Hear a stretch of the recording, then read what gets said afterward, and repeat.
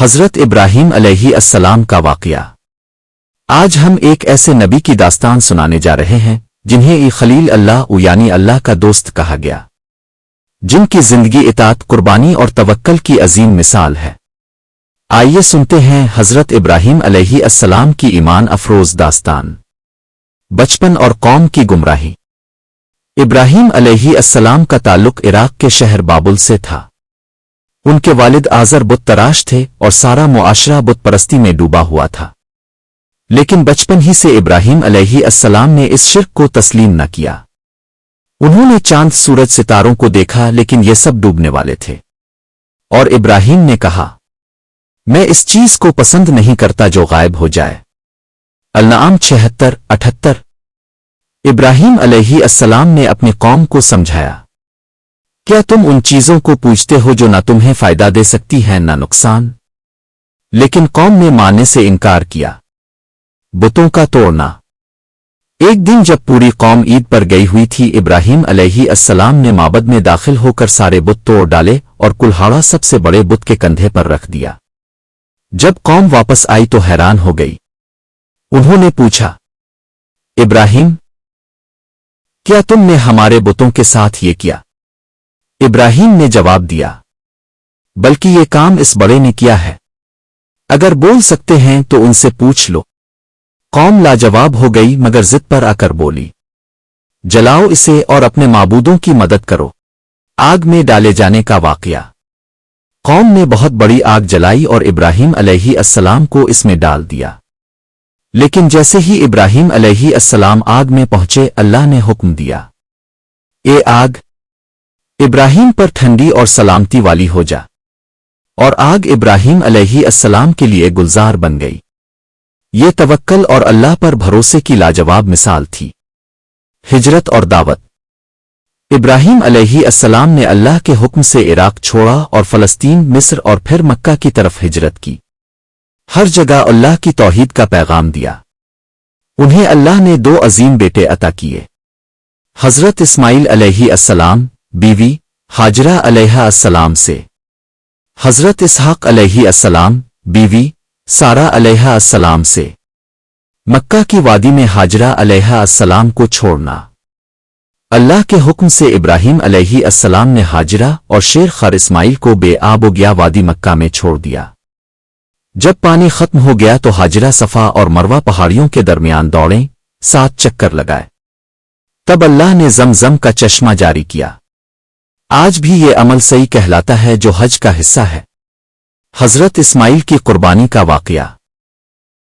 ایک رات خواب میں دیکھا کہ بیٹے کو ذبح کر رہے ہیں۔ حضرت ابراہیم نے فرمایا، بیٹا، میں خواب میں دیکھتا ہوں کہ تمہیں ذبح کر رہا ہوں، تمہاری کیا رائے ہے؟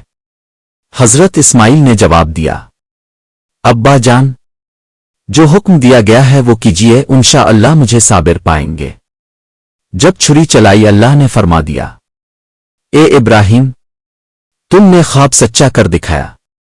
ہم نیکی کرنے والوں کو اسی طرح جزا دیتے ہیں۔ اور ایک دمبا نازل کر دیا۔ اسی واقعے کی یاد میں ہر سال عید الاضحیٰ منائی جاتی ہے۔ خانہ کعبہ کی تعمیر۔ حضرت ابراہیم اور حضرت اسماعیل نے خانہ کعبہ کی بنیادیں رکھیں۔ دعا کی، اے ہمارے رب، ہم سے قبول فرما، تو سننے والا جانے والا ہے۔ یہی خانہ کعبہ آج بھی مسلمانوں کا قبلہ ہے۔ پیغام اور اختتام۔ ابراہیم علیہ السلام نے ساری زندگی اللہ کی توحید کے لیے گزاری۔ وہ ہر آزمائش میں کامیاب ہوئے اور اللہ کے محبوب بنے۔ قرآن میں ہے، بے شک ابراہیم ایک امت تھے، اللہ کے فرمانبردار اور راست باز۔ ابراہیم کی مہمان نوازی اور فرشتوں کی آمد۔ حضرت ابراہیم علیہ السلام کے پاس کچھ اجنبی مہمان آئے۔ اپنے فوراً ان کی مہمان نوازی کی اور بچڑی کا بھنا ہوا گوشت ان کے سامنے رکھ دیا۔ جب انہوں نے ہاتھ نہ بڑھایا تو آپ کو حیرت ہوئی۔ مہمان فرشتے تھے، حضرت جبرائیل، میکائیل اور اسرافیل، جو حضرت ابراہیم کو خوشخبری دینے آئے تھے کہ ان کی بیوی حضرت سارہ کے ہاں حضرت اسحاق پیدا ہوں گے۔ کیا تمہیں حضرت ابراہیم کی معزز مہمانوں کی خبر پہنچی؟ انہوں نے کہا، ہم تجھے ایک علم والے بیٹے کی خوشخبری دیتے ہیں۔ قوم لوط کی تباہی۔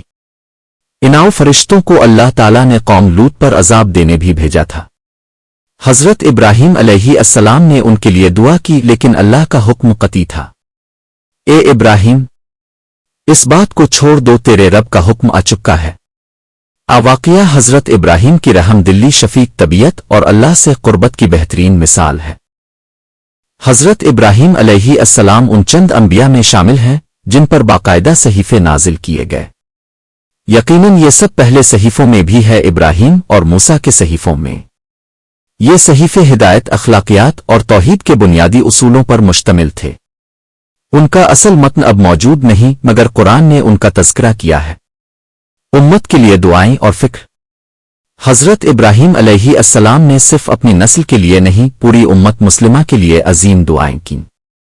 जैसे दुआ, ए हमारे रब, हमें और हमारी औलाद को नमाज कायम करने वाला बना और हमारी दुआ कबूल फरमा। ये दिखाता है कि वो न सिर्फ अल्लाह के नबी थे, बल्कि एक अजीम बाप और रहबर भी थे।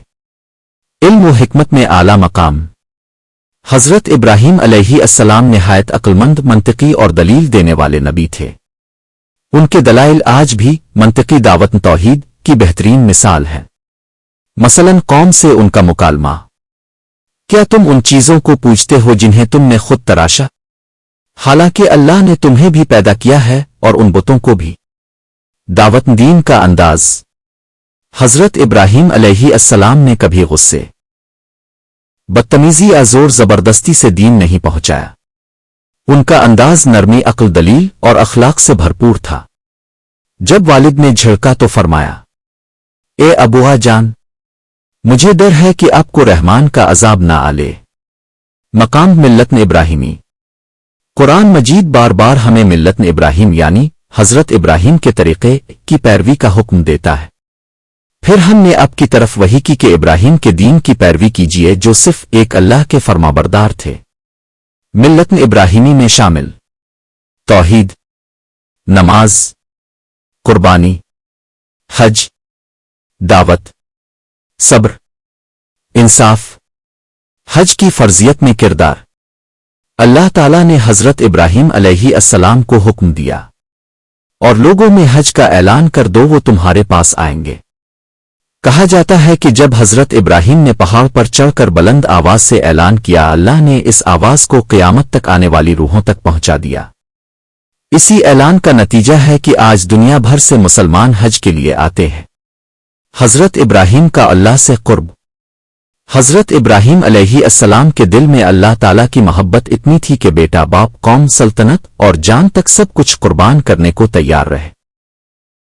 इसीलिए कुरान उन्हें कहता है, इब्राहीम वो है जिसने अपना दिल अल्लाह के लिए खालिस कर दिया, आखिरी लम्हे तक दीन की खिदमत। हज़रत इब्राहीम अलैहिस्सलाम की वफ़ात 175 साल की उम्र में हुई रवायात के मुताबिक, मगर वो आखिरी सांस तक दीन, तौहीद और अपनी नस्ल की हिदायत के लिए फिक्रमंद रहे। अगर आपको ये वीडियो पसंद आए तो ज़रूर शेयर करें ताकि ये पैगाम हर दिल तक पहुंचे।